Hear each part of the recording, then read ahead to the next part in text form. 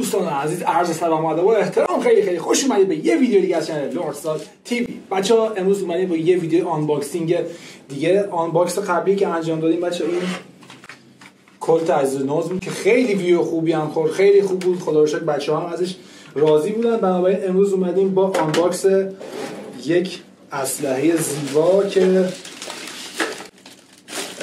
این اسلحه باشه، یک اسلحه تیر ژله‌ای رگباری. بچه این اسلحه اتوماتیک هستش، یعنی شما وقتی که تیر داخلش بزنید خودش رگباری تیرها رو شلیک می‌کنه. حتما توی ویدیوهای تیک تاک، ویدیوهای اینستاگرام یا ویدیوهای یوتیوب دیدین که از این اسلحه واسه حالا یه تبلیغات یا واسه ارزم به حضورتون یه سری چالنج‌ها استفاده می‌کنن و ما امروز این اسلحه رو تهیه کردیم و براتون آنباکسش خواهیم کرد. البته که بچه‌ها این اسلحه باکس خاصی نداره که بخوایم مثلا پکیجینگ داشته باشه بخوایم باز کنیم اینا.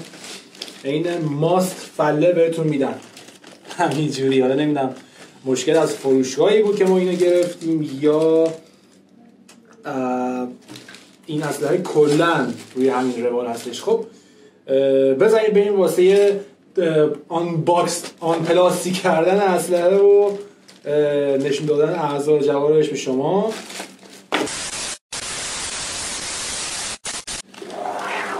خیلی خوب بچه‌ها، این هم از خود اسلحه است. اسم آنچنان خاصی هم نداره که بخوام اسمش هم معرفی کنم. وقتی که خود اسلحه رو از این باکس پلاستیکی قشنگمون خارج کنیم با یه همچین چیزی طرف میشیم که یک جنس پلاستیکی داره. پلاستیکش هم حالا خیلی اونجوری نیست که بخوایم بگیم خب نشکن اگر بخوره زمین هیچ اتفاقی براش نمیفته. خیر، همچین چیزی نیست. این که خود بدنه اسلحه هست، اینجا توی این قسمت باتریش وارد میشه، یه باتری شارژی میخوره. این به اصطلاح سایلنسر اسلحه هست که اینجوری وقتی که این دکمه زیرشو بزنی اینجوری سایلنسر خارج میشه. از این قسمت هم که لوله‌ای هستش که ورودیش وصل به اینه و گلوله ها از اینجا وارد میشه و از این لوله شلیک میشه. ما اینو بزنیم سر جاش سایلنسرشو و عرضم به حضور شریفتون که اینم ماشش هست از جنسی پلاستیک خیلی خاصی هم نداره. این پشتش هم که دکمه است که احتمالاً بعد دکمه پاور یا خاموش روشنش هست. بچه خشاب از اینجا وارد میشه و گلوله ها از اینجا میره تو. عرضم به حضورتون که این قسمت هم حالا یه خشاب نمادین میخوره که الان تو ادامه بهتون نشون خواهم داد. این چیزی که اینجا میبینید همون خشاب نمادینی هست که عرض کردم به حضورتون که این قسمت اسلحه سوار میشه به این صورت. از اینا داره که بتونین خارج کنید اون شیء رو و این وقتی که عقب بکشی این خشاب در میاد. مثلا میتونید اگر گلوله اضافه داشتین بذارین داخلش که بعداً توی مخزن خالی کنین و استفاده کنین. بیلک میرزا هم که میبینید بچه این دسته سلاح است که وقتی اینو سوار کنین روی سلاح که از دستتون در نره. بس که لگد داره این اسلحه. اینم که میبینید خشاب سلاح، گلوله ها از این قسمت وارد میشه.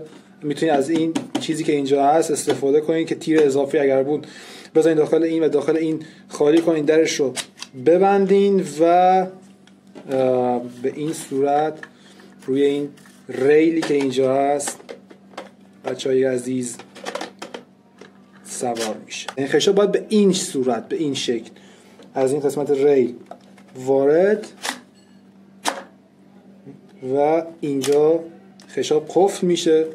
باتری سلاح و شارژرش هست. از این بچه تا جایی که میتونید سعی کنید این شارژرش رو به شارژر فست متصل نکنید، از شارژرهای معمولی استفاده کنید، عمر این باتری بیشتر میشه. و اما این باتری چجور سوار میشه بچه؟ شارژرش که به این صورت و تمام شد و اینو نگه میدارین.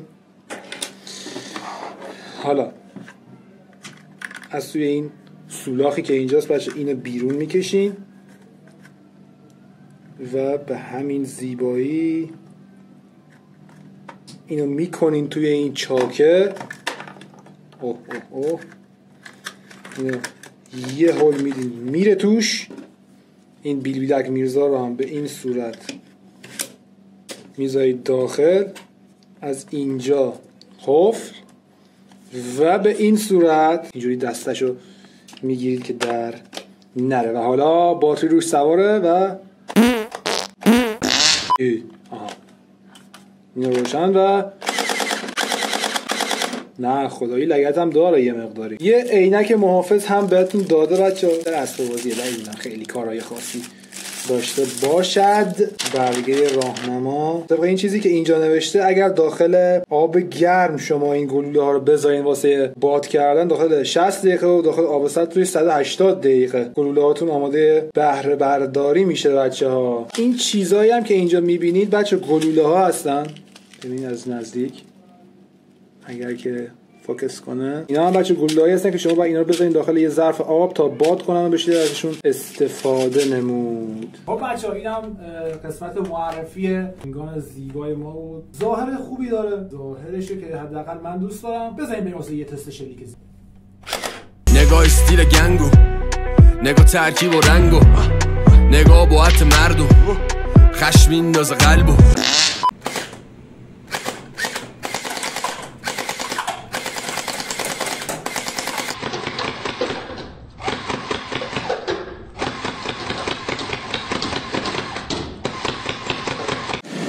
بچه‌ها شاید باورتون نشه ولی یادم رفت پایان یه ویدیو رو بگیرم. الانم اومدم سر پست و اینه که امیدوارم از تماشای این ویدیو لذت باشید. لایک کنید، سابسکرایب کنید. میشه تا ویدیو